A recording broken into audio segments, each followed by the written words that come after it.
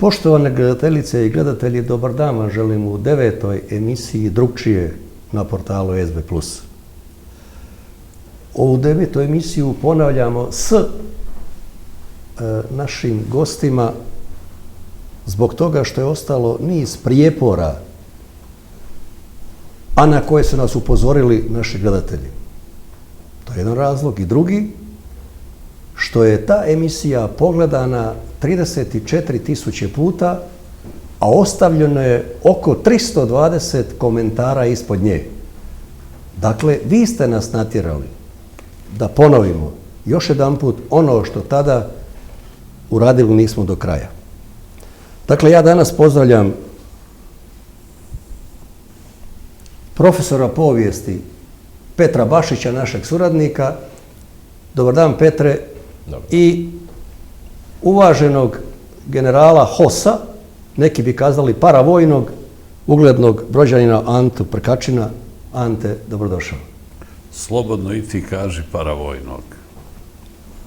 Hvala na dobrodošlici. Kao što ste primijetili, zadnji put je emisija tekla po principu dvojac bez kormilara. Ovaj put, primijetili ste, bit će kormilar. Ne baš kvalificiran. Moja zadaća je tek podsjetiti na pitanja koja nisu do kraja bila razjašnjena zadnji put i otvoriti neka 3-4 koja sam držao da su kompatibilna s onim koji ćemo danas obnoviti. Pa krenimo redom. Prvi prijepor u viđenju i tumačenju Drugog svjetskog rata na prostorima sad zapadnog, a svojevremeno brdovitog Balkana, jeste sam njegov naziv. Dok ga jedni nazivaju narodno-oslobodilačkim i antifašističkim, s čime se slaže naš Petar, drugi se s time baš i ne slažu i protive se takvom nazivu tog rata. Među njima je i gospodin Prkačin. Dakle, generale, paravojnik, kako reče sam, zbog čega se protiviš tezi da je 1941. 1945. godine na ovim prostorom vođen narodno-oslobodilački rat, odnosno antifašistički? Čime argumentiraš svoje protivljenje takvom nazivu tog rata? Protivim se zbog povijesne istine, zbog logike, zbog zdravog razuma. Na ovim prostorima je vođen i antifašistički rat. Zapravo, tokom cijelog ratovanja to je bila jedna doza antifašističkog rata, ali narodno-oslobodilačkog rata ovdje uopće nije bilo. Rat je počeo kao antifašistički rat. Ja sam to rekao u nekoliko puta, u nekoliko navrata. Kad je Hitler napao Jugoslaviju, to je bilo 6. travnja, 10 dana je zaista trajao antifašistički rat, jer je Jugoslavija pružila silama fašizma otpor. Vrlo slab, nikakav. I to je bio taj antifašistički rat. Međutim, već krajem tog antifašističkog rata počinje jedan novi rat. To je građanski rat.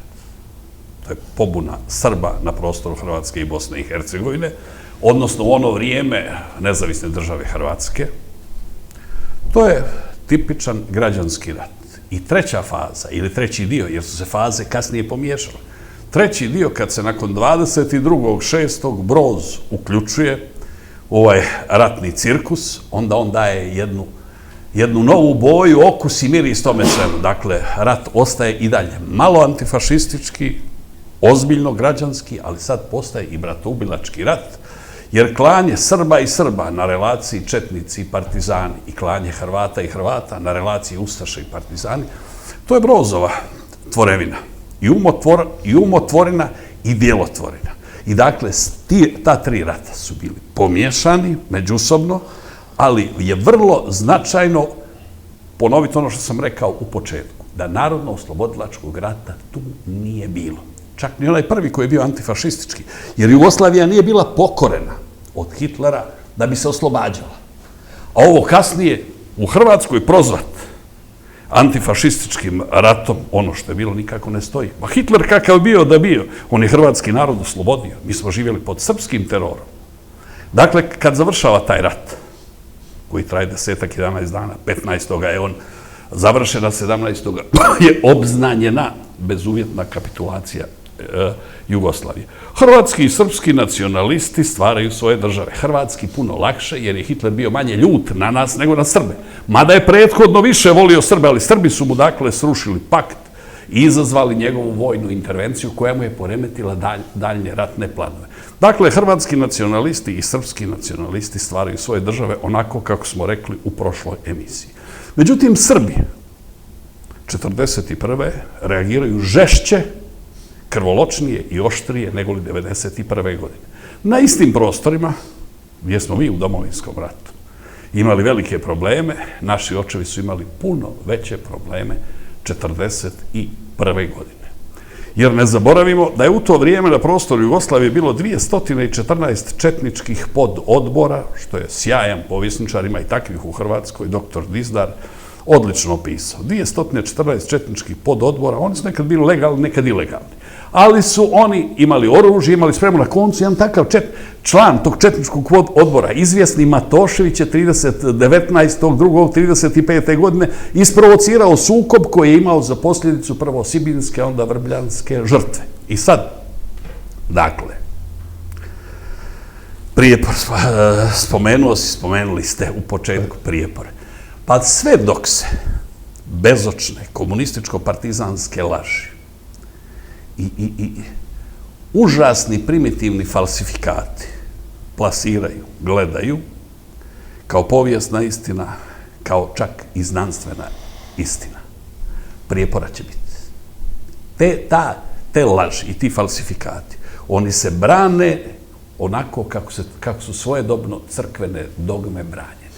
Dok se to ne riješi, prijepora će biti. Ali ne samo da će biti prijepora, nego nema u Hrvatskoj političkog mira i političke stabilnosti. A kad nema političke stabilnosti, nema ni gospodarske, nema ni socijalne, nema ni kulturne, nema ni sportske. Naša reprezentacija jadno ide u Rusiju, država ne valja. Hrvatsko ministarstvo kulture financira Save Štrbca filmove koji pljuju po hrvatskim braniteljima, veličuju nekog drugog i tako dalje.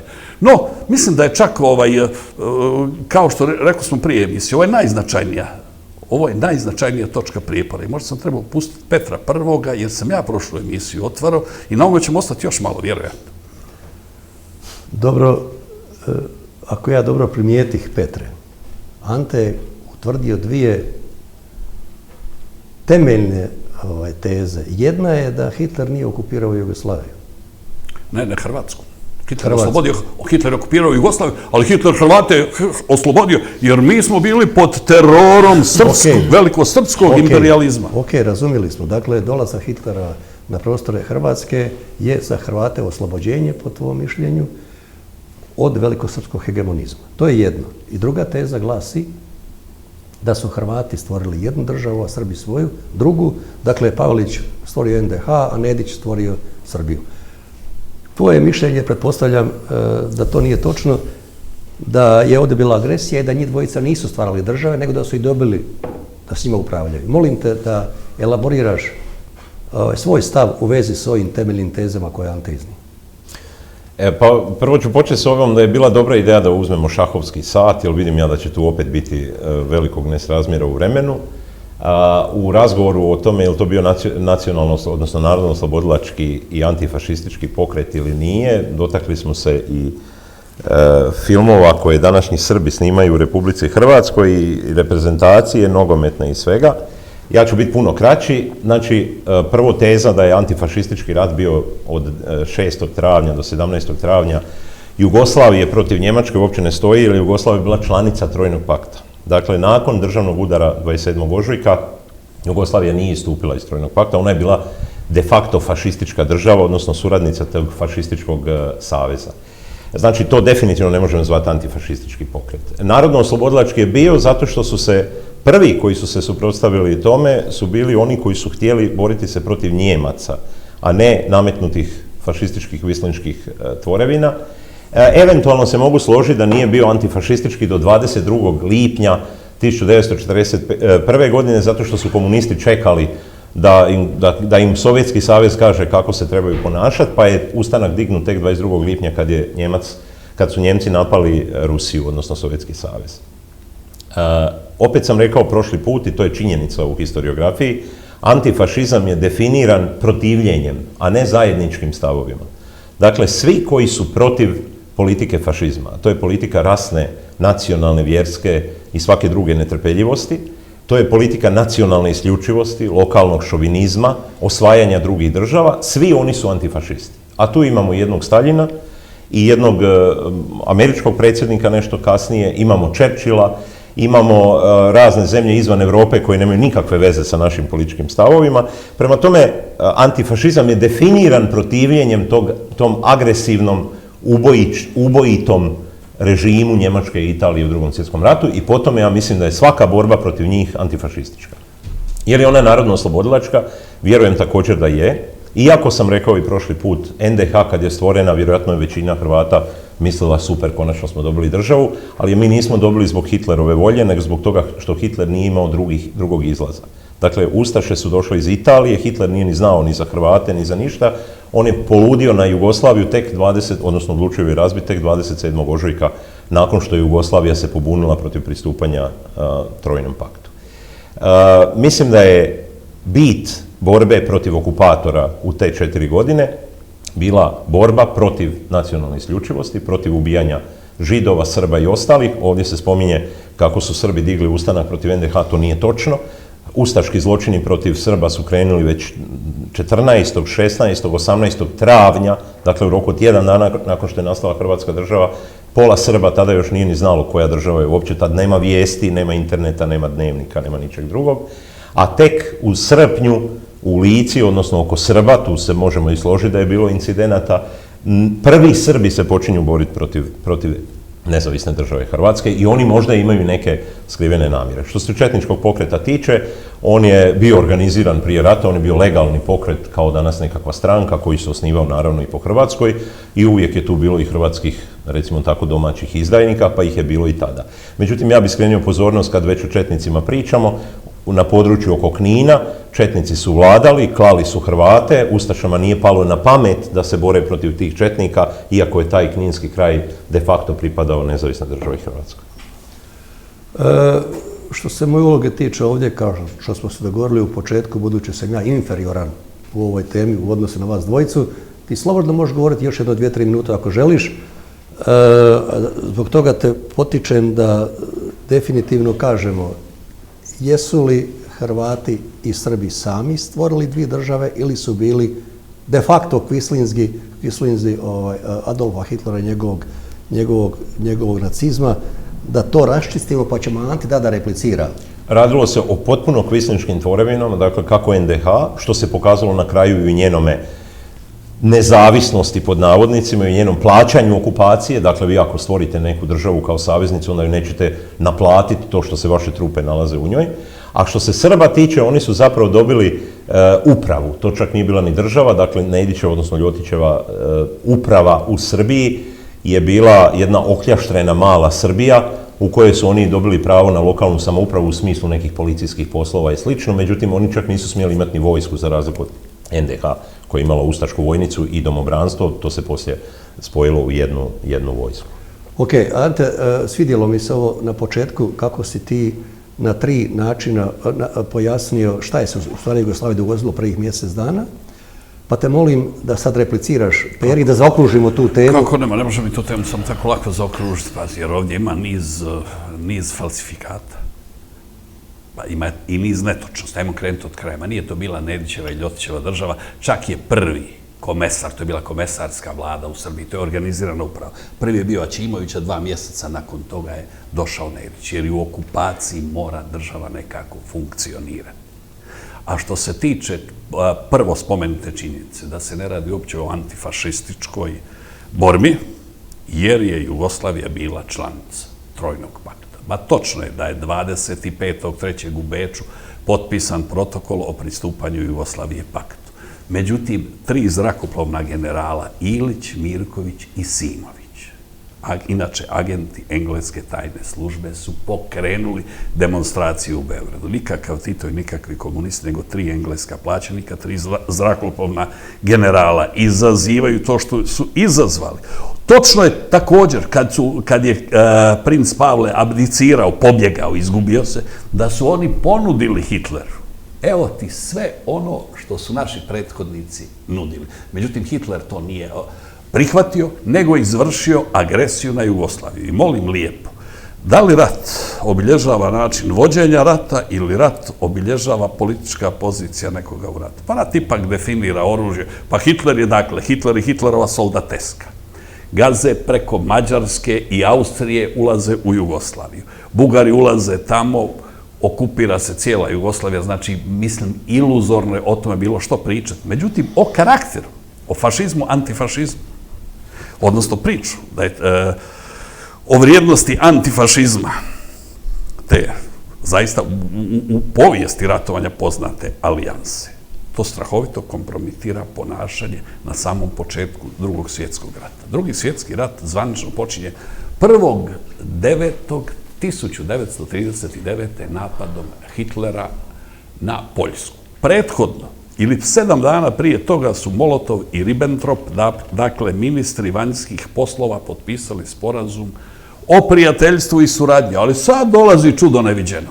Dakle, Hitler napada 1. i do 17. je on svoj dio Poljske razorio, jedino mu se Varšava držala do 27.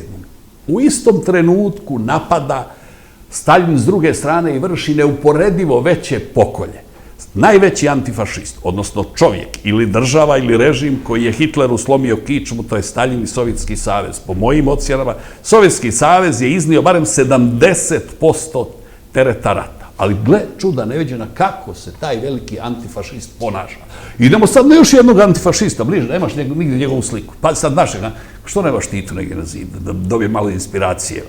Dakle, što Tito prihvaćam tu kritiku što nema Tite na zidu. Tito postaje 19.10.1940. godine generalnim sekretarom Komunističke partije Jugoslavije, a ne ono 37.8. i tako dalje.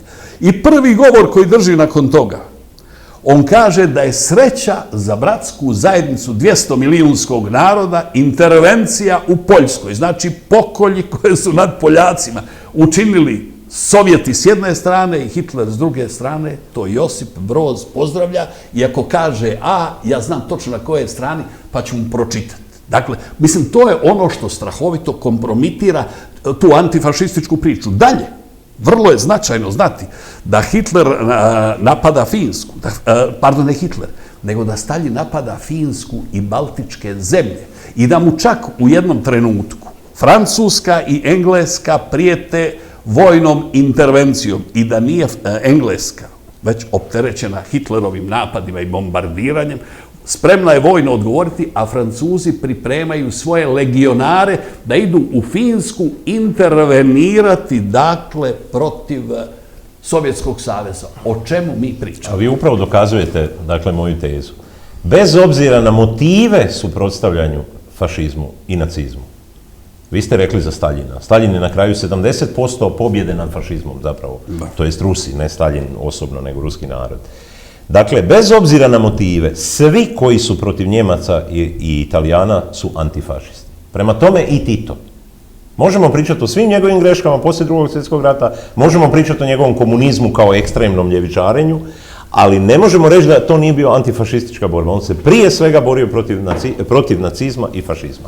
A da ne spominjem da je to bila i narodno-oslobodilačka borba iz drugog razloga. Dakle, Talijani su okupirali srce Hrvatske države. Dalmacija je srce. Bez Dalmacije nema Hrvatske države. Hrvatska ne postoji. Dakle, okupirali su srce Hrvatske države. I onda još za ostale narode možemo također navesti, nas su okupirali, znači, Talijani, Njemci, Mađari, Rumunji, samo Bugari su slavenski narod. Mi se borimo kao južnoslavenski narodi protiv stranog osvajača. Dakle, potvrdili ste moju tezu i da je narodno-oslobodilački i da je antifašistički. Nemoj da ti ovako dobro, tezu. samo malo. Ne, ovo me treba polemizirati. Samo malo. Mogao bih pustiti polemiku u pravcu čiji zadaća nije ova emisija. Zadaća emisije je da rješavamo probleme na prostoru Jugoslavije u kontekstu koliko je u njemu, u tom prostoru, bilo antifašizma ili autentične nekakve borbe Hrvata i Srba. Dakle, ne želim raščistiti tko je veći zločinac. Churchill je naredio da se bombardira Dresden, Staljin jer je naredio da se okupira Poljska, ili Tito jer je naredio da se ponište, ubiju Hrvati na Blajburgu. Dakle, ovo nije tema sad ko je veći zločinac. Tema našeg današnjeg razgovora jeste je li na prostoru Jugoslavije Tito u stvari počinio zločin time što je uopće postojao ili ne, pa molim te konačno si dotakao to što treba. Molim te da mi dopustiš da glumim barem voditelja, potrošili smo 24 minute do sada. I nije bez veze. Nema veze, ali ja nisam zadovoljan, ja nisam ispunio moju zadaću. Emisija je da samo pročistimo što nismo zadnji put uredili i ja mislim da sad jesmo. Nismo pročistili ni ovo, pa čovjek je demantirao potpuno bez veze. Dobro, ajde Ante, demantiraj. Ostanimo na ovoj točki, ako treba doćemo ti za 7 dana. Ne, ja ne želim pretvoriti SB Plus na servis utvrđivanja je li na ovom prostoru bilo dovoljno ili nedovoljno autentičnog ili fingiranog antifašizma. Baš me briga, to je tema pa se ima milion drugih stvari koje moram raščistiti. Ali ja poštujem i tebe i Petra. I poštujem temu kao takvu. I uzem ti najviše vremena. Ne. I neću vam dopustiti da se raširimo. Hoću svih 7 pitanja još poslije. Čovječe, ja sam u biti širi se, on jer nema argumenta i ne zna. Dogovorili smo se, ti imaš stav jedan, on drugi. Ja iznosim činjenice, kakav stav? Ja iznosim činjenice. Sad ću još jednu činjenicu. Nemoj još jednu, nego rekapituliraj i završi. Dakle ste, pa antifašizam. Ili antifašistički pokret. Pero, molim te, kaži mi rođendan antifašističkog pokreta. Ajde, pomozimo i ti. Ajde, kažite mi rođendan. Ja ću ti reći kad je rođen fašistički pokret. Ajde mi kaži kad je rođen antifašistički pokret i gdje. Ne znaš. Ne, možemo uzeti bilo koji datum. Ne možemo uzeti niko i nego. Kad je? U stvari, kad je? Ja ne znam, nemam pojma. Ma nije osnovan nikad jer jednostavno to je prvo bila Staljinova izmišljotina, onda poslije. To je jedan, ja sam bio s jednim antifašistom koji zna. To ti je Ivan Fumić, koji zna sve. I s njim je meni bilo divota. Znaš šta je rekao? Na kraju je rekao, to ćeš dobiti CD da vidiš, to je interesna zajednica. Tako je. To je interesna zajednica. Na takav način se ratovalo i u Drugom svjetskom ratu. Na takav način se na ovom prostoru ratovalo i u balkanskim ratovima. Pa čak mi je profesor Banac jednom zgodom rekao da je Kosovska bitka bila prvi međunarodni vojni sukob. I mi se sad tu vrtimo oko... Mi zapravo trebamo utvrditi koliko je ovo što si ti u pitanju dotakao. Kad su me pitali gdje je pogreška Broza i njegova pokreta, ma u tome što se pojavio, da se nije pojavio, onda nas ne bi poginulo, mislim kad kažem nas Jugoslavena preko 1 milijun, nego bi nas poginulo neuporedivo manje. On je isključiv krivac što smo izginuli u tolikom broju, da bi nam stvorio Jugoslaviju koju smo ti i ja, on nije bio i mlađi, koju smo u krvi opet rušili to što nam je on napravio. Pazi čovječe, potrebno nas 1 milijun u smrt. 1 milijun nas otišlo u smrt i stvorio državu koju je trebalo puškom rušiti. Ali opet potvrđujete tezu moju. Ako kažete da je antifašizam interesna zajednica, svih koji su se usprotivili fašizmu, kad kažem fašizam mislim i na nacizam, dakle, isključivost, ubijanje nevinih, ideologija vođe, dakle, to je najveće zlo u povijesti čovječanstva od Asiraca i onih koji postoje da kako još krvoločniji režimi u prošlosti. Petar, da se razumijemo od dvojica ovako. Ti imaš jedan stav, Ante ima drugi. Legitiman. Ali potvrđuje moj stav. Nema problema. Sve ćete ja tako potvrditi. Ajde, molim vas, dopustite gledateljima da sami prosude šta im se više sviđa, to je šta misle da je bolje ili lošije. Mi ovdje nismo da donosimo konačne sudove, iznočimo svoje vlastite stavove i teze i svoja mišljenja. Ako ste me već pustili da pokušavam to moderirati malo, dozvolite im da nastavim, inače ćemo odvesti emisiju u trivijalnost, jer nije mi to cilj. Trivijalnost, toliko činjenica i podataka nisu 15, i to trivijalnost. Ne, do sad je bilo besprijekorno. Ako nastavimo eksplicirati, otićemo do najmanjih kapilara. Ispričavam se, ja se strani ispričati. Ne, načelno ste vi rekli što ste imali reći. Sljedeća tema je, ne tema, nego sljedeća stvar... Prijepor, nazvao si ga prijeporom. Da, sljedeća točka prijepora bi se mogla nazvati sljedeće. Čuj 2 puta sljedeću istu rečenici. Da sam to napisao, sam bih izbacio. Odlutao si mislima za antifašizmom? Nije, nego ja pokušavam biti pristojan i ne prekidati vas, a ne znam, nisam ja ekspert za vođenje emisija, ali znam što trebam reći. Petre, u prošloj emisiji si ustvrdio, citirat ću te, da onih 200-300 ustaša koji su došli iz Italije na čelu sa njihovim liderom Antom Pavelićem su u stvari, citiram, bili šverceri duhanom, lopovi, silovatelji, ubojice, dakle kriminalci. Mada je među njima bilo i intelektualaca par excellence koji su se borili zaista za neku ideju. Tako je. Kakva god da je, oni nisu bili ni ubojice, ni šverceri, ni lopovi, ni kriminalci. Dakle, bili su ideološki opredjeljeni. Molim te, reci nam, zašto si ih tako kvalificirao? Držiš li da to jako, jako važno za konstituiranje ustaškog pokreta u Hrvatskoj i držiš li možda da je on paradigma tog pokreta kao takvog, da bi Ante mogao posle svojim argumentima braniti da to nije bitno, da je nešto drugo važno? Evo, molim te. Mogu vrlo kratko, znači, ustaški pokret nije bio stranka, niti je imao organizaciju u smislu nekakve šire organizacije na terenu i po cijeloj Hrvatskoj, pa čak i po cijeloj Bosni, znači po cijeloj NDH, kad je preuzimao vlast. I to je čak u obranu, iako mi ne pada na pamet braniti ustaški pokret, ali u obranu tog pokreta on nije mogao bolje ni završiti. Dakle, radilo se o jednoj grupici emigranata, od kojih je ogromna većina, postoji znanstveni rad gdje je čovjek popisao 280 i nešto ljudi koji su bili tamo sa Pavelićem u okolici ovog talijanskog grada gdje je on boravio. Tu je bilo da kako intelektualaca, tu prije svega ubrajam Pavelića i Budaka, koji se onda nešto ranije bio vratio u Zagreb još prije rata, koji su imali određenu agendu, htjeli su napraviti samostalnu Hrvatsku državu, nisu pisali, dakle pisali su ozbiljne znanstvene rasprave, odnosno prije svega političke rasprave, ali većina tog pokreta su zapravo bili društveni šljam. Taj društveni šljam je preuzeo vlast preko noći. Ako se sjećamo, dakle, Njemci su nudili Mačeku da preuzme vlast. Da je Maček preuzeo vlast u nezavisnoj državi Hrvatskoj, Maček je imao ozbiljnu organizaciju. Više od 200.000 ljudi je bilo uključeno u Hrvatsku seljačku samo na šljamu, sad budimo precizni ovdje. Ispričavam se zbog termina možda, ali dakle, jedan društveni najniži sloj, ljudi koji su iz raznih razloga pobjegli tamo, tad nije bila emigracija, odnosno iseljeništvo kao danas, da je bilo 100.000 Hrvata vani, bilo ih je možda par stotina. Gdje će ići ti Hrvati? Naravno, okupljati se oko nekakve jezgre, hrvatske udruge, to je bila ta ustaška organizacija. Da je Maček preuzeo vlast u nezavisnoj državi Hrvatskoj, to je mogla biti država ozbiljna. On je imao čak i naoružane postrojbe seljačke straže, dakle oni su mogli vrlo brzo zamijeniti nešto što je kasnije postalo domobranstvo i ustaška vojnica. On sigurno ne bi ubijao Srbe iz čista mira već 15. ili 14. travnja 1941. Bilo bi sigurno incidenata, bilo bi sigurno i ustanka, i ako ništa drugo iz komunističkih razloga, tu se slažem sa Antom, jer oni bez rata nisu mogli napraviti svoju komunističku revoluciju, ali bi sasvim sigurno bilo puno manje država. Ovako su oni ad hoc preko noći dobili državu na upravljanje. Dakle, vi sad dobijate od tih 200-tinjak i nešto ustaša, trebate imenovati 200-tinjak i nešto velikih župana, tabornika, logornika i svih onih funkcionera, i vama onda praktično u Đakovu, u Našice, u Osijek ili dolje u Ramu, Jajce, za glavne vlasti u određenom gradu dolazi čovjek koji je recimo ubojica ili silovatelj, ili švercer duhana, ili nepismen. Naravno da taj ustaški pokret nije, i čak i da je htio napraviti nešto bolje, nije mogao napraviti ništa bolje. I ja ostajem kod svoje kvalifikativa o njima i ostajem kod odnosno dodajem taj novi da ništa bolje nije moglo ni izaći iz toga kad je grupa razbojnika dobila državu od 7 milijuna ljudi na upravljanje. Ok, Ante, samo malo. Ovdje držim vrlo vrijednim primijetiti da mi živimo u totalitarnom sustavu.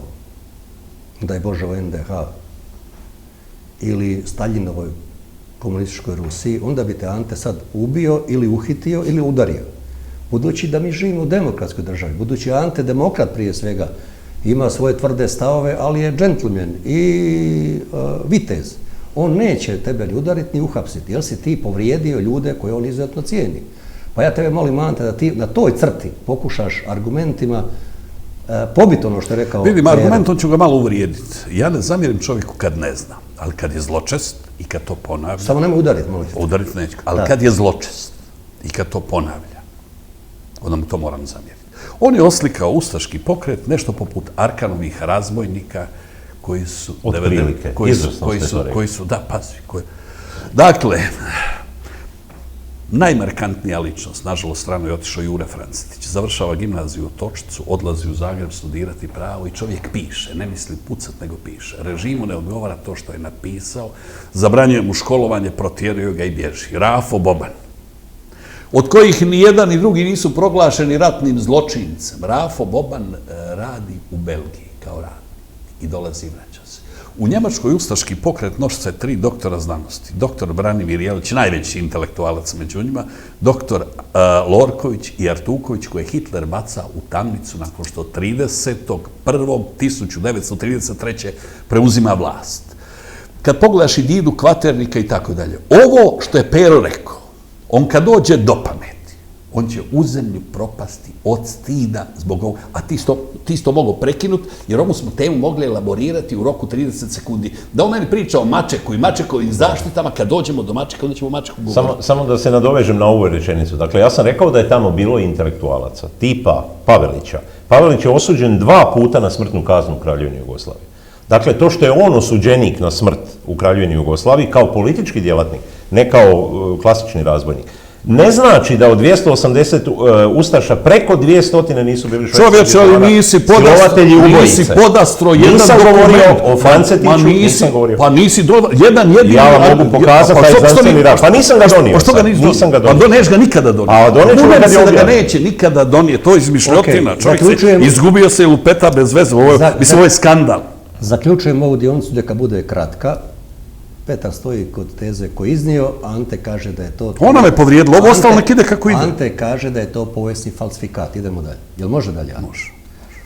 Treća stvar koja je, po mom mišljenju, najvažnija, a zadnji put, ja sam sve to prvi put od tebe čuo uopće, nisam to ni poštano ni čuo. A ona glasi, kamo sreće da Tita nije bilo, 1941. godine, ne bi se dogodio, kako ti kažeš takozvani, a Pero kaže stvarni antifašizam i narodnooslobodilačka borba, dogodila bi se dvije države ili jedna... Sukob Srba i Hrvata, odnosno Srba protiv svih ostalih. Tako je. I ja sad tebe molim da ti očistiš, da kažeš, što nije bilo jasno zadnji put. Što bi tu zapravo bilo s Tito nije pojavio? Samo malo. Tvoja teza glasi da Tita nije bilo bi najmanje 10 puta manje žrtava. Najmanje 10 puta. Da. I ti tvrdiš da nije bilo vrijedno to što je Tito radio, ustati protiv fašizma i Hitlera, na način na koji on to činio, nego je trebalo se ponašati kako se ponašao NDH i Ante Pavelić. Posljedično ti kažeš 45. godine, jer je taj šumski razbojnik, kako kažu desničari, se pojavio, mi smo bili okupirani 45. a ne oslobođeni. Eto, pa te molim da to pojasniš. Puno lakše, puno jednostavnije. Dakle, se Broz nije pojavio. Jedan nužni sukob Srba i Hrvata. Ili Srba protiv svih ostalih. A na što te to podsjeća opet? Na ono gdje si bio prije. Tako je. Dakle, jedan nužni sukob Srba protiv svih ostalih. Broz je pretvorio u sasvim nove ratove. On je izmislio klanje Srba i Srba, jer da Broza nije bilo nikada se četnici i partizani u Srbiji ne bi klali. Do pojave njega i partizana nešto su se malo ne slagali Ljotićevci, Nedićevci i Dražini. Čak Ljotićevci i Nedićevci su bili u idili, nego je Draža imao namjeru i veselog Dimitrija priklata, ali je Dimitrije ocijenio što je, pa je pobjegu. Međutim, oni se nisu klali i ubijali. Tek kad su se pojavili, dakle, kad su se pojavili partizani, kolju se Srbi i Srbi između sebe. Kad se pojavljuju partizani u Hrvatskoj, kolju se Hrvati između sebe na relaciji partizani i ustaše. Domobrani i ustaše su imali neko malo prijepora, ali ništa to nije bilo. Meni je veleumni Stipe Mesić jednom rekao, jednako veleuman pokojni Goldstein, da nije bilo Broza i njegove narodno-oslobodilačke borbe, nas bi Draža i izbjeglička vlada i tako dalje. Ali Ante je prošle više u ovoj knjizi ovdje stoji. Kad je kapitulirala Jugoslavija 17. travnja, zarobljeno je, neki kažu 350, neki 356 i ne znam koliko tisuća jugoslavenskih vojnika, odmah oslobođeni. Svi Hrvati, svi hrvatski Srbi, svi bosanski Srbi, svi muslimani, Slovenci i tako dalje, Srbi i Crnogorci zadržani u zarobljeništvu. Dakle, tada je Hrvat nezavisnoj državi Hrvatskoj, da se Sotona zvana Broz nije pojavila, bilo neuporedivo lakše riješiti se problema, ali ne možeš se ti riješiti problema kad ti pobunjene Srbe pomaže Broz, doduše on je i njih prevario poslije, i njima manipulirao. I u ovoj knjizi lijepo stoji kad dakle, opisuje Velebit kad on i Lola Ribar u 3. mjesecu, polovinom 3. mjeseca idu Titu u partizane, pa od Sarajeva putuju prema Foči, pa naiđu na revolucionare, partizane sa kokardom, koji objašnjavaju da se jedino bore protiv nezavisne države Hrvatske, da oni nemaju ništa ni protiv Talijana, niti protiv Njemaca. U prilog tome, pazi, 1944. ovdje stoji 2 do 300 partizana sa Banije prelaze Njemcima uz obrazloženje da je previše Hrvata u partizanima, oni nisu došli boriti se negdje skupa sa Hrvatima, nego protiv Hrvata. Pa to je nešto što zapravo raskrinkava te gluposti. I meni je antifašizam bitan jedino kao Brozovog grtač. Mene antifašizam uopće ne zanima.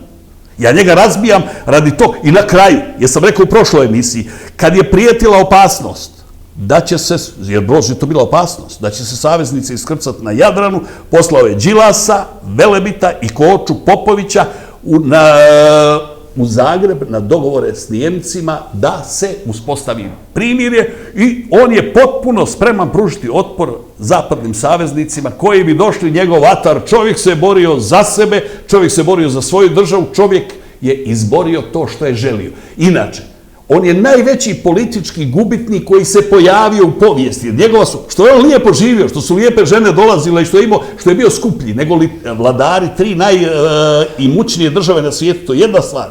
Ali, pazi, bitno je sljedeće, da je stvorio Jugoslaviju koju smo mi razbili, da se upetljao u nesvrstane koje je đavo odnio, da je donio komunizam koje je također đavo odnio. Znači, čega god se uhvatio, sve mu je đavo odnio i jesu li anđeli ili đavoli odnijeli milijun Jugoslavena radi njega i njegove budalaštine? Dobro si ti to eksplicirao do kraja i mislim, nema sam što dodati. Samo da čujem Perin komentar kratko, ti ćeš to znat u pola vremena potrošiti, da komentiraš ovo što je rekao. Dakle, da nije bilo Tita, bilo bi puno manje žrtava, potukli bi se malo Srbi i Hrvati, međusobno, ali ne bi to... I ne bi nas rat dočekao 91. Oprosti. To bi završeno bilo 40. godina. Dobro. Potpuno netočno. Dobro. Petre, molim te da... Ajde u tom kontekstu, pa će onda Ante posle tebe zaključiti. Da, znači, prva stvar, to je alternativna povijest. Može se o tome isto špekulirati, kao i o mnogim drugim stvarima u povijesti. To je čak jedna znanstvena grana na zapadu gdje je razvijena historiografija, gdje se neki događaj iz povijesti kao nije dogodio, pa se onda gleda što bi se možda dogodilo umjesto njega.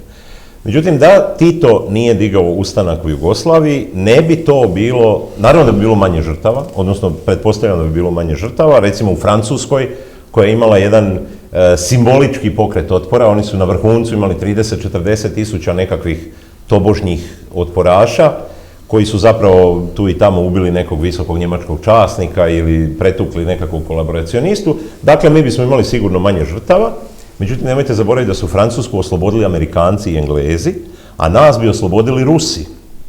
Rusi bi svejedno pobjedili fašizam, sam si rekao da je 70%, da je Titov pokret bio beznačajan, da je 70% pobjede nad fašizmom bilo rusko i nas bi oslobodili Rusi, ako se eventualno Englezi ne bi iskrcali prije toga pa nas okupirali kao što su okupirali recimo Normandiju. A da su nas Englezi okupirali, onda bismo imali monarhističku Jugoslaviju. Dakle, ni u jednom ni u drugom slučaju Hrvatske ne bi bilo, bila bi Jugoslavija. To je jedna stvar. A druga stvar, nezavisna država Hrvatska bi svejedno likvidirala 40.000 Židova, mirnih muškaraca, žena i djece, trgovaca, obrtnika, školaraca, likvidirala na najbrutalniji način, da li u Jasenovcu ili u Auschwitzu, o tome možemo pričati, kao što su na kraju prodavali Židove u zamjenu za marke. To bi svejedno bila zločinačka tvorevina koja ne bi preživjela. Mi znamo da su Rusi okupirali Slovačku i nisu ostavili nezavisnu Slovačku državu, nego su obnovili Čekoslovačku.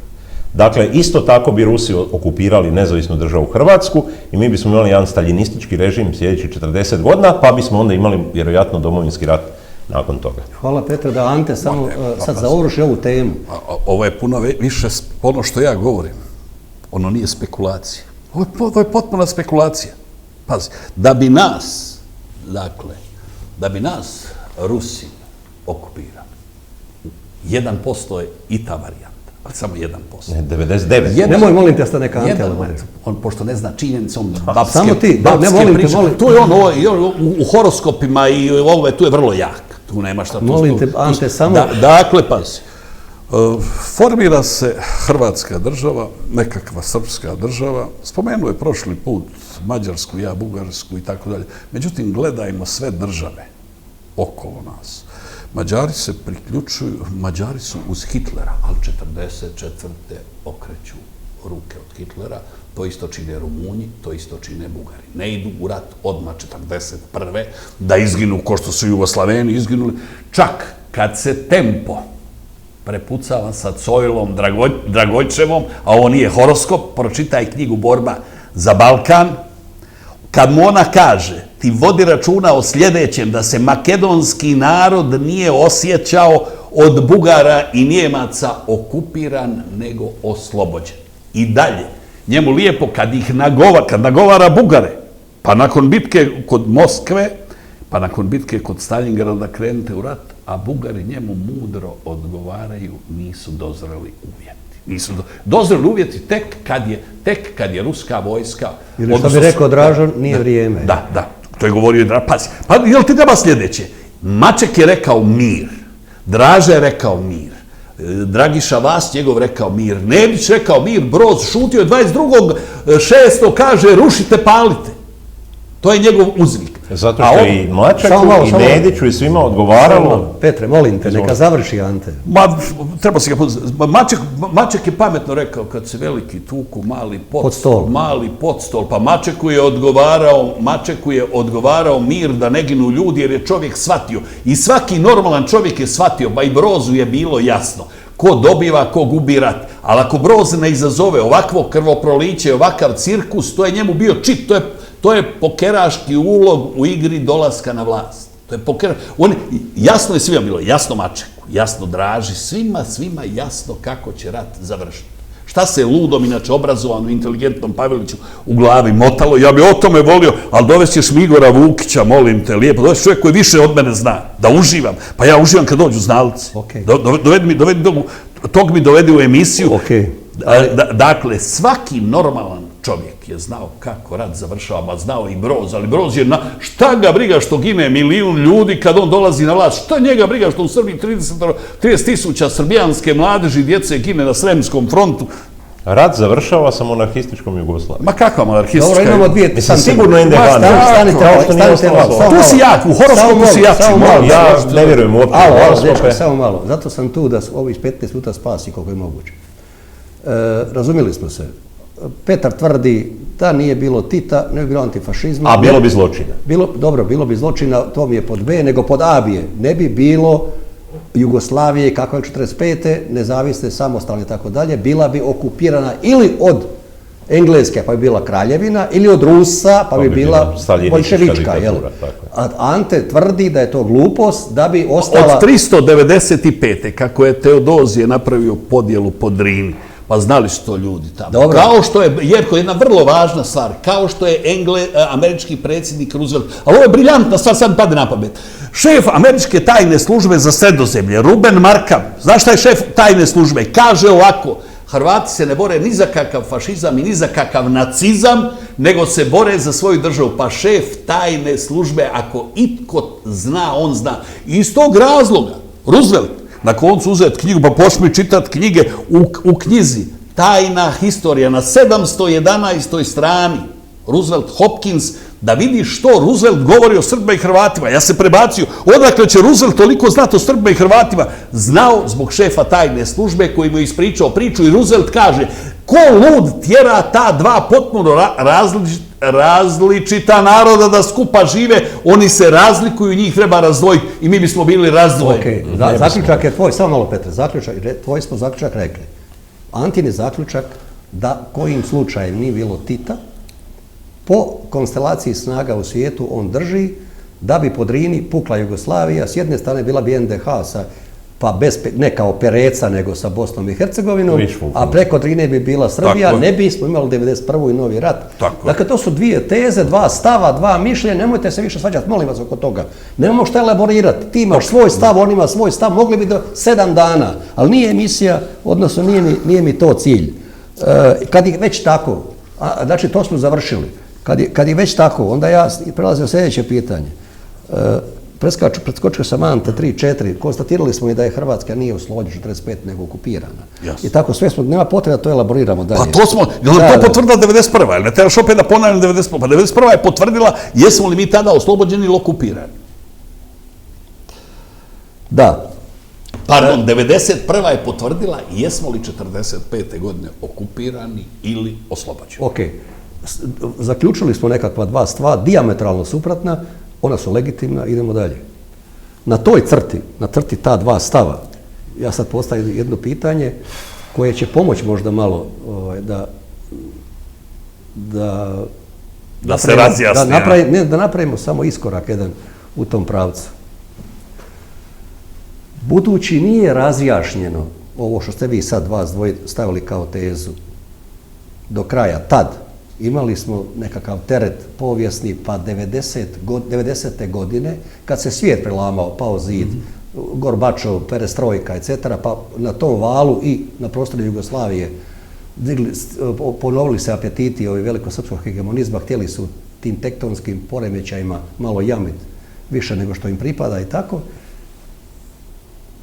Pojavi se teza da bi trebalo miriti Srbe i Hrvate, odnosno ustaša i partizane u Hrvatskoj, kako bismo se suprotstavili mogućoj agresiji. U toj pripremi za obranu, Ante, jedna ekipa na čelu s Tuđmanom pravi hrvatsku vojsku. Druga ekipa na čelu sa Paragom pravi hrvatske obrambene snage. Distinkcija se vidjela čak i u topu, onom topu na vratima sjedišta, glavnog stana, da kažem. Šta je motiviralo vas, velike Hrvate, 90. godine, da kao jedna struja u pripremi za obranu stanete u stroj iza parole za dom spremni, a ne iza Tuđmana i njegove parole pomirba? Šta vas je motiviralo da kao simbol stavite oznaku za dom spremni HOS-ovu, koja je sad donosi toliko prijepora u hrvatskom narodu? Šta je bio motiv? Ti si bio pošten pa si na N1 televiziji rekao, nemojmo se lagat, mi smo slijednici ustaškog pokreta 90. godine, mi smo to svjesno učinili. Ajde, molim te, ukratko za naše slušatelje, elaboriraj šta je to što vas je motiviralo. Jeste li mislili da na krilima tih ideja, tog znakovlja treba stvarati Hrvatsku državu, a ne na krilima Tuđmanove pomirbe i njegovo HV oznake?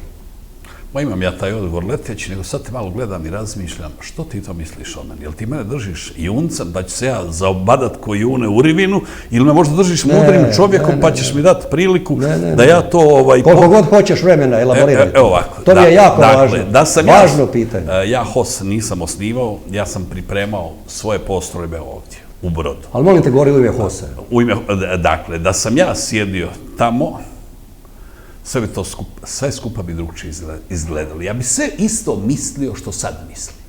Ono što sam znao, jer ja sam međuvremenu neka nova saznanja dobio. Ali bih ja bio dovoljno razuman i razborit da bi ja sve ono što bi moglo Hrvatsku u svijetu imalo kompromitirati pomakao na stranu, vodeći činjenicu o sljedećem, da je Evropa i svijet, ako se sjetimo 90. i 91. godine, bila puno manje zainteresirana za stanje ovdje nego što je postala kasnije. Ali nemoj uopće sumnjati u to. Ja mogu biti hrabar i lud čovjek kad odlučujemo o svojoj sudbini. Kad odlučujemo o sudbini nas četvorice, tu sam već rezerviran. Kad iza mene grupa ljudi, ja postajem ziceraš. Eto ti je to. A sad, mogu bi ja malo komentirati i Tuđmanovu pomirbu. Koliko nas je... Tuđman je... Nemoj, molim te. Samo me interesira elaboriranje šta je motiviralo Paragu i njegov centralni komitet, njegov glavni stan, šta ga je motiviralo da revitalizira za dom spremni, Antu Pavelića u glavni stan na zid. Ajmo postaviti stvar kako treba. Pokojnog Paradžika. On je njega nosilo hrvatsko, hercegovačko, ustaško srce. On je znao sve ovo. On je znao koja se nepravda učinila hrvatskoj vojsci. To je znao. Možda govori, možda sad me s neba gleda pa me pozdravlja. Možda govorim... Ovo je najgore, malo horoskop, malo smijeha. Ne smije se on. Ne gledate sigurno, slobodno. Ne. Razgovor teče sasvim pristojno i sve je to u redu. Kad kažeš Hrvatska vojska, na što misliš šta je Hrvatska vojska 41-45. godine? Ko čini Hrvatsku vojsku? Znaš šta je Hrvatska vojska? Kad ti Francetić 30.3. kreće iz Sarajeva sa 1500 ljudi prema Drini i kad u roku 10 dana dolazi do Drine, oni Boban se kod Sokoca razilaze, neki romantični kažu 5000 Dangićevih četnika ostaje po Romaniji i tako dalje. Nije bilo 5000, razbija ih gdje stigne. Prva jedna četa prve proleterske partizanske mu pruža otpor, partizani polomiše noge bježeći pred njim. Taj vojnički genije, taj genije u svakom pogledu 10. travnja dolazi na Drinu, a treba voditi računa da je 2 mjeseca prije toga u hotelu Kristal u Opatiji održan sastanak predstavnika Njemačke, Talijanske i Hrvatske vojske da se cijela Bosna i Hercegovina reokupira jer Hrvatska nema snage držati Bosnu, nego u Bosni treba napraviti vojnu krajinu. Francetić i Vrančić je svjestan šta je jedna vojna krajina Hrvatskoj donijela uz pomoć doktora Andrija Artukovića koji spriječava Talijane ući u Sarajevo. Francetić polazi sam, razbija Srbe, više četnike nego partizane. Prošli put kad smo raspravljali o ulasku četničkih vojvoda, odnosno o sporazumu sa Hrvatima, tad mi je Pero vele važno i vele umno i facu je složio da su se ustaške vlasti dogovarale sa četnicima da tog što su i mladi partizani razorili. A tih dana ovdje stoji Velebit i Lola Ribar. Prate Broza u pokušaju osvajanja kasabe Rogatica. Znači, Francetić ostavio 20-ak ustaša da brane kasabu Rogatica i 3 dana su se oko nje lomili partizani i nisu je uspjeli osvojiti. U to vrijeme su ti u Hercegovini takozvana lijeva skretanja, opet u ovoj knjizi stoji gdje Velebit kaže četa partizana sutra ujutro postali četnici. Znači, pa najlakše ti se služiti frazama i parolama zašto ja nosim knjižurne. Pa čovjek ispade ni kriv ni dužan pametan prošli put. Ante, ja iz respekte prema tebi ne prekidam te. Ja sam postavio pitanje šta je 41. 45. bila Hrvatska vojska. Šta je bila Hrvatska vojska? Samo malo, da onda moram pitanje malo produbiti, vidim da nisi ga razumio. Imali smo tada ja sam ali emocije odnijela imali smo Ustaše, imali smo domobran, imali smo neke straže, vake, nake, tako dalje. Danas mi kolokvijalno kažemo hrvatske snage. Tada, Hrvatska vojska tada. Šta to znači Hrvatska vojska? Jesu to svi zajedno, i Ustaše, i domobrani, i ostali? Ili?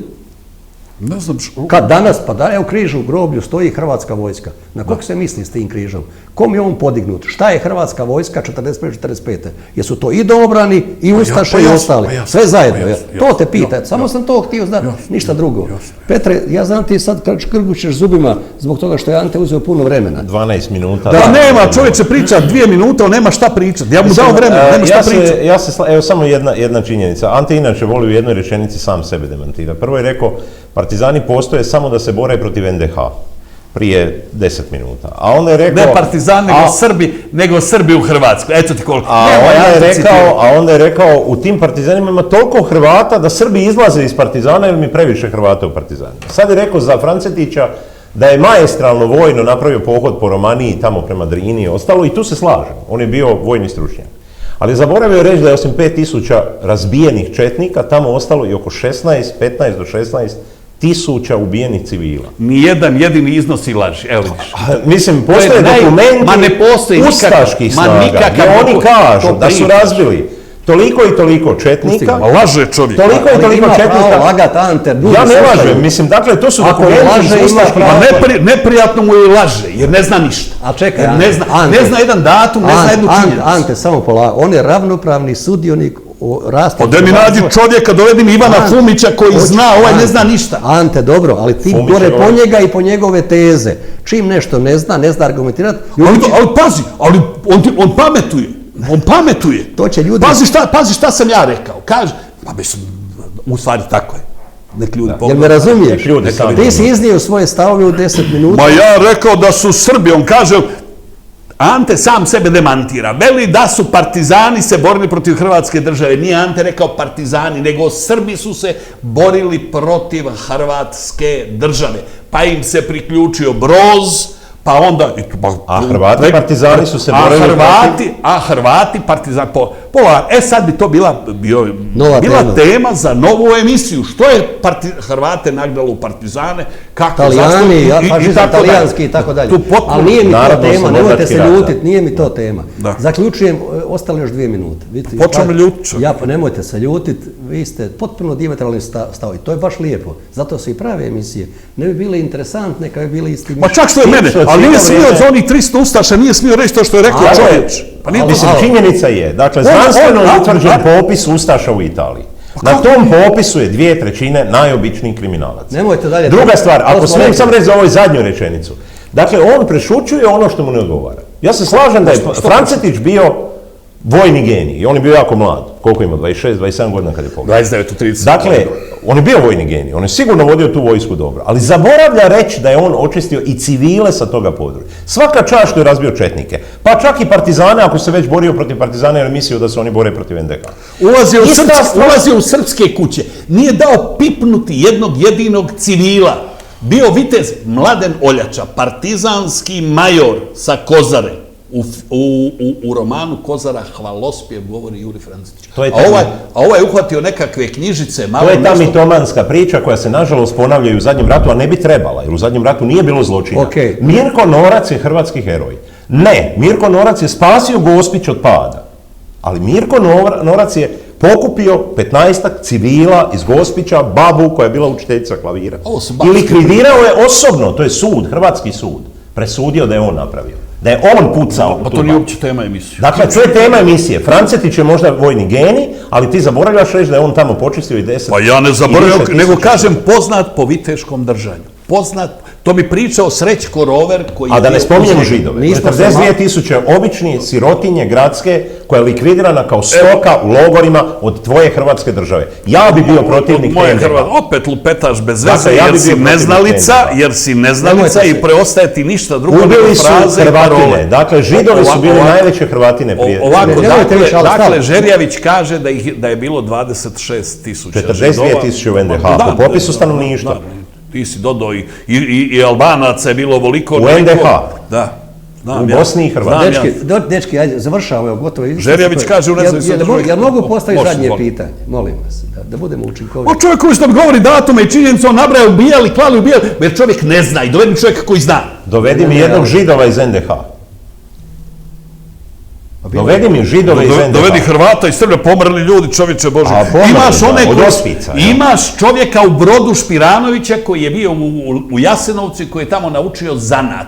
Imaš u Zagrebu Ostoju Mijića koji je naučio zanat. Imaš Iliju Ivića i kad ti dođe čovjek koji zna, Igor Vukić, kad kaže 2013. godine u Jasenovcu komemoracija, tu je i predsjednik Josipović i dolazi kao autentičan logoraš Ivić i kaže ja sam ovdje morao ići u školu. A Pero je slušao kako pričaju priče da je fratar Filipović Majstorović nabio djecu na bajonetu, pa 3 puta mu ispadne, pa tek je 4. put nabije i da je gledao košaru sa dječjim očima na Pavelićevu stolu. Kao Milu Budaka kojeg hvali kao intelektualca, što ni ja nisam, mislim, intelektualac kakav je da je bio intelektualac, nije bio kriminalac. Ja ti opet kažem, u Brodu je prije rata bilo 1000 Židova, danas ih ima 5. Ajmo, molim vas da dostavimo to smo riješili. Imamo 2 dijametralno suprotne mišljenje. Ne, ja govorim činjenicu, on govori o tome kako je jedan završio zanat. Ne, i Ante govori činjenice, ali u fragmentima. I ti govoriš činjenice u fragmentima i tako dalje. Imamo 2 dijametralno suprotna, mi mogli biti 10 dana. Ajmo zaključiti jednim jedinim odgovorom na jedino pitanje. A meni je jako važno. A pokušam biti u kontekstu, a svaki put me razbijete, zato što ste jači od mene. Neka Ante počne, ti ćeš završiti, a Ante će replicirati, tu ćemo stati. Dakle, imamo samo 3 puta još, ili tako? Ante, molim te. 90. godine nismo imali problem treće strane, Tita ili nekoga trećeg. Pa da smo ga imali, nestalo bi nas i ne bi državu nikad dobili. Samo malo, imali smo na sreću samo rat između Hrvata i Srba, nacionalni rat. Ja sam ga zvao nacionalno-oslobodilački 90. Ja kažem, nemojte pjevati ustaške pjesme, pjevajte da smo mi nacionalno-oslobodilačka vojska. Pa će nam u svijetu priznat, svi reći, to ste vi isto antifašisti. Ante, da je kojim slučajem, da nije bilo Tuđmana 90. godine, da je Paraga bio predsjednik države, da je HOS bio vodeća snaga vojna u Hrvatskoj. Dakle, da je Ante Pavelić bio naš vizionar 90. Bi li Hrvatska uspjela ujediniti sve Hrvate u obrani Hrvatske i bi li uspjela stvoriti nezavisnu Hrvatsku državu i bi li takvu državu 91. kad 15. 92. 15. bili u svijet priznao ili ne bi? Takvu. Jerko, ja tu družinu znam. Ta družina od Ne mora biti oni, neko sličan njima. druge, ona je intelektualno inferiorna, a da su bili pametni ljudi, onda bi oni radili ovo što sam ti ja rekao da bi se uradilo. Ko bi bio budala da se ne osvrne kako svijet i Evropa na sve skupa gledaju i molim te lijepo, ideologiju i priču prilagodiš političkim potrebama, a završiš vojni i politički posao kako treba. I na koncu završiš ga korektno kršćanski, jer Hrvati ni protiv koga ništa nemaju povijest. Hrvati su od 7. stoljeća, kako su papi Agatonu obećali da neće voditi agresivne ratove, nikada ni jedan agresivan rat nisu vodili. Jedan čestiti narod, ti si u Njemačkoj nekada živio, po statistikama iz bivše Jugoslavije, manje je Hrvata katolika bilo kriminalaca 7 do 17 puta nego drugih naroda sa prostora bivše Jugoslavije. Pa mi smo čestit narod, čovječe Božji, nego ovaki, ovi poluznalci, nagovoreni od nekoga, pazi Bože moj, od čestitih hercegovačkih, ličkih seljaka, intelektualaca, kojima je dozlogrdlo u Jugoslaviji, koji su spremni bili, ne znam što uraditi, dobiju državu, ovoga nagovorilo da kaže da su gori od Arkana. Pa mi se stvarno da udram glavom po zidu. Pa ne mogu ja više završiti. Može, ti ću meni pomoći da mi dođemo do kraja. Ovo je što si rekao malo prije fantastično. Ja bi ideologiju gurnuo u stranu, vojnu kapacitet vojni stavio jedan zadatak, stvoriti neovisnu, samostalnu ovakvu nacionalnu. I nikakve Srbe ubijati, nikakve Srbe. Pa čovječe, išao sam se tuć sa Srbima i trčat u brod, braniti srpsku sirotinju od majmuna ovdje. Ja sam tipičan Hrvat, nisu Hrvati gdje. Slažem se s tobom, zbog toga se često s tobom i družim, što u tebi ima vitešto. Molim te, samo mi završim emisiju na način. Da. Kogod usudi se reći, skidajte ploču u Jasenovcu Hosovu, svi će mu nacionalisti kazati ti si antikrst i antihrvat. Odakle ti pravo da dižeš prst na mladost Hrvatsku koja je ginula pod tim znakom? Ima li neko u Hrvatskoj petlje pa reći ta mladost je časna, moralna i poštena? Njihova borba je bila časna, moralna i poštena. Ali znak pod kojim su se borili, nisu ga stavljali oni nego neko drugi, je nečastan, nemoralan, nepošten. Ima li to pravo po neko reći? Je li to uopće istina ili nije? Dobar dio toga ima pravo reći, a zadnji dio nema pravo. U portalu 7dnevno sam ja rekao da je najveća podvala aktualnoj hrvatskoj vlasti, premijeru Plenkoviću, ta ploča tamo. Jer nije to 11 momaka koji su poginuli u Jasenovcu, nego su 2 ili 3 poginuli u Jasenovcu, a ostalih ima diljem ratišta. To je namjerno ubačeno. Ja sam znao da je to tako, ali sam rekao sljedeće. Ovo će biti zgodna inicijalna kapisla da mi o ustašama i partizanima jednom zgodom raspravimo i da mi raspravimo ovome logoru Jasenovac u koji je u arhive ušao Slovenac Leljak i našao 1964. godine zadnji popis da je kroz Jasenovac prošlo 18.600 logoraša. Ti nemoj, Pero, molim te, razumio sam. Ima ta teza 18,5, njihova je 80, nemojte otvarati ovo. Njegova je teza 80 poginule, 18.600 prošlo, poginule 2-3 tisuće, pa vidjet ćeš, 2-3 tisuće poginule. Ante, u redu je, tvoja je teza 2-3 tisuće, njegova je 80. Jesi li bio, jesi mi ti nazvao Slavena Letnicu? Ajde. Je, 21 od 1000. 109 iz njegovog sela, a okolnih sela... I njegov brat od 6 mjeseci. 109. Tako, i sve su to fragmentarno istine. A on tvrdi, ne on, nego oni tvrde da postoji popis 82.000 i toliko. Ovi drugi kažu imate toliko tisuća lažnjaka tu, duplih imena. Nemojte, ali nekih i nema, da. Čujte, nije to sad tema. Dobro, nije, oprosti, nije tema. Samo da ovo završim. Ovo mi je jako, jako važno. Pustimo, molim te Petre, oprosti što ponovo, završit ćeš Petre, prešlo mi je 6 minuta, da nije ploča u Jasenovcu, da nije podmetanje. Ne usuđuju se ljudi kazati ni kad bi ploča bila je ovdje. HOS za dom spremni. Niko se ne bi usudio kazati, taj pozdrav nije loš, nemojte, to je sveti pozdrav iz Domovinskog rata. Čak je rekla Akademija znanosti i umjetnosti, čak ni ona nije eksplicite zauzela stav, nego negdje se može koristiti, negdje ne može. Možeš i ti pomoći akademicima, da im kažeš kad se smije, kad se ne smije i smije li se uopće. Smije se uvijek.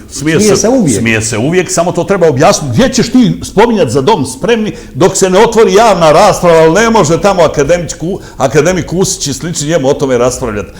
Pardon, može raspravljati Igor Vukić, mogu malo ja, može Fumić, ali neznalice ne mogu.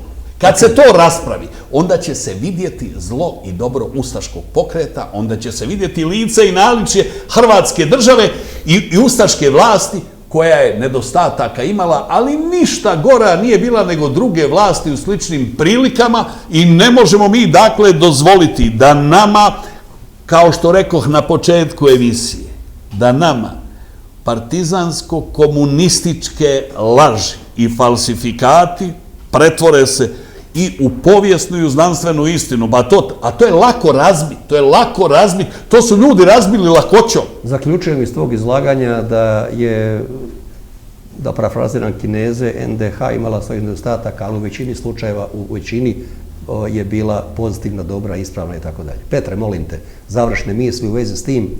Rekli smo, Ante je rekao da bi, kako bi moglo biti, šta ti misliš da je HOS vodio Domovinski rat, da je na čelu bio Paraga ili neko njegov sličan, da su bili sve vrhunski intelektualci, a ne budale one koje ti spominješ u početku emisije, da nitko od njih nije bio kriminalac, švercer duvana, ubojica i silovatelj, ali samo da su bili pod znakom za dom spremni i da im je Pavelić bio na zidu, da su svi bili časni, moralni, pošteni.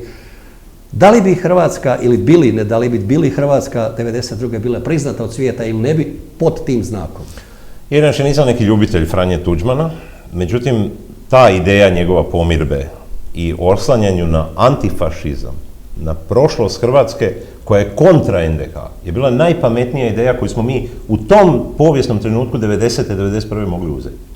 Dakle, da je bilo išta vezano samo uz ove simbole, dakle, ne da su vršili zločine, a nije isključeno da je ta grupa ljudi oko Parage i ostali, molim te to. Nije isključeno da bi činili puno gore stvari. Ja na načelima govorim. Samo ti znakovi bi nas već dezavuirali, ne samo pred svijetom, pa nas nikad ne bi priznali, nego i pred hrvatskim narodom.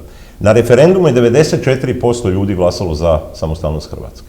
Da je provođena ustaška politika, odnosno politika NDH, taj narod bi se podijelio i pola tog naroda bi bilo protiv takve Hrvatske u kojoj nema mjesta za Srbe, nema mjesta za Židove. A što se tiče NDH, to je moj završni stav, što god ona dobra napravila, dakle ne govorim da je, ali recimo da bilo šta je dobro napravila i da je ona u svojoj ideji prvi put slobodna Hrvatska nakon 800 godina, ona je na to pljunula sa svojim pokoljem.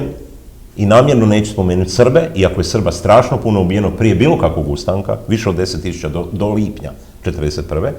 40.000 svojih mrtvih civila, mirnih građana, Židova, je likvidirala samo zato da se umili nacističkom poretku. Zbog toga je trebala past i zbog toga smatram da je ona najveća ljaga u povijesti hrvatskog naroda. Nikad niko u hrvatskoj povijesti ne napravio veću sramotu hrvatskom narodu i osramotio našu povijest nego što je to napravila NDH. Samo da uravnotežimo ovo.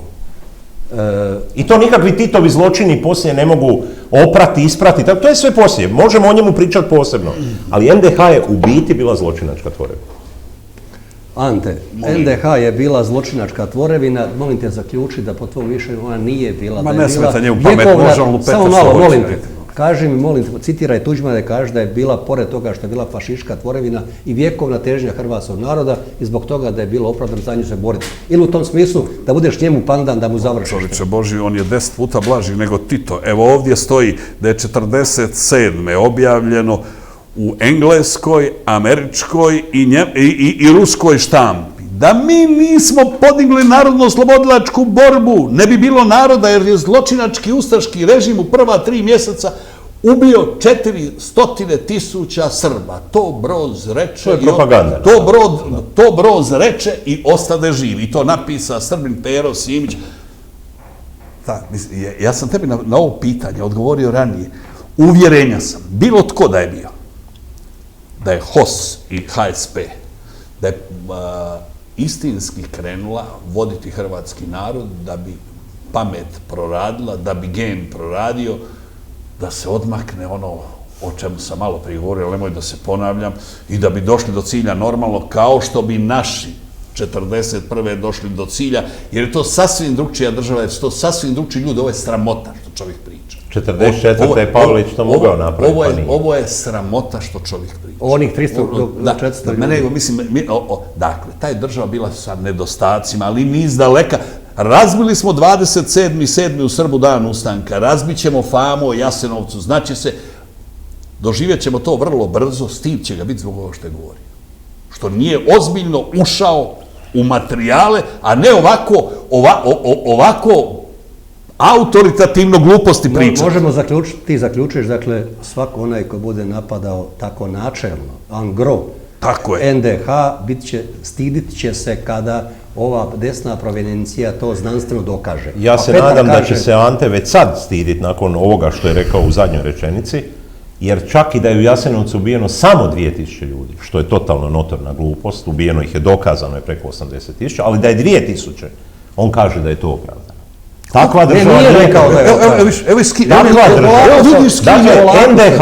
Ponavljam ti, čovjek ne zna, izgubio se ili pet. Dakle, NDH, da je ubijeno samo 2000 ili samo 500 ljudi u Jasenovcu, je ljaga na hrvatskom narodu.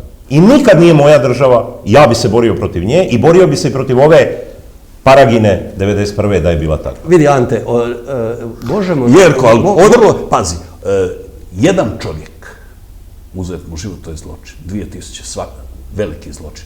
Ali kad se u svijetu pročita da su Hrvati u logoru likvidirali 2000 ljudi, a kad se pročita da su likvidirali 1.000.000 ljudi, molim te lijepo, ma nije to isto. Ali jedan i drugi od vas, jedan i drugi, bilo bi mi drago da ste raspravljali o tome je li trebalo prihvatiti rasne zakone u Hrvatskoj ili nije, pa koliko je posle toga bilo pobijenih, neću kasnije bitno, nemojte me pogrešno razumjeti, nego je sad Ma trebalo smo mi pričati o Avnoju, pa danas je dan Zavnobiha. Trebalo, ne možeš pričati kad čovjek ne zna. Trebalo je o tome pričati. Trebalo je pričati o Pavelićevu saboru, o Titovu Avnoju. Ja predlažem da napraviš, jer očito je cilj ovakvih emisija, promoviranje tog revizionizma NDH, kao vjekovne želje hrvatskog naroda. Da, ali ovdje se to nije. I slobodno napravi emisiju sa Antom, koji će ti onda reći samo svoje podatke kojima se on ne stidi, a neće spominjati ovih 2000 ubijenih. Ja sam se trudio tijekom cijele emisije pokušati da do kraja čujem i tvoj stav i njegov stav. To što Ante malo više ton ima i malo više kila ne znači da će njegovi argumenti time biti jači, nego zavisi kakvi su mi argumenti, tako će ljudi cijeniti, tako i tvoje. Ja se zahvaljujem glavnom obojici. Želim da ostane i dalje, šta je moj cilj danas bio? Dokazati kako su Hrvati duboko podijeljeni. To je moj cilj bio. Da su Hrvati užasno podijeljeni na jednoj iracionalnoj ideološkoj potki, jesmo li više zločinci bili kao partizani ili kao ustaše. Jesmo li veći zločin počinili time što smo popisali neke dokumente, što smo zaista ubijali. Tako. Užasno smo podijeljeni. Dok smo tako podijeljeni, nema gospodarskog, kulturnog, sportskog napretka. Narod koji u sebi, u svojoj utrobi podijeljen, ne može napredovati. A Hrvati su užasno podijeljeni. Najmanje 30% Brođana, odnosno Brodsko-posavske županije, koji čitaju 8 godina portal SB+, na najmanje 20 anketnih upita su odgovorili da ljube, da pače, da im plamen trepti u grudima kad čuju NDH, Pavelić, ustaše. Najmanje 30%, u najmanje 20 anketa se tako deklariralo. To kad bi nekome Švabi rekao danas, da 30% Njemaca plamti kad čuje Hitler, fašizam, Dritte Reich i tako dalje, oni bi pali u nesvijest. To je bilo čudo za njih. Iako i među njihovim narodom ima puno ljudi, dosta ih ima, koji sanjaju četvrti Reich, koji sanjaju nešto i tako dalje. Ali u Hrvata je to, u Srba još i više. Kod njih je 70% veliko Srba, jel? Meni je to bio cilj, u ovoj emisiji sam ja to ipak uspio, bez obzira što sam amater, potvrditi takvu podijeljenost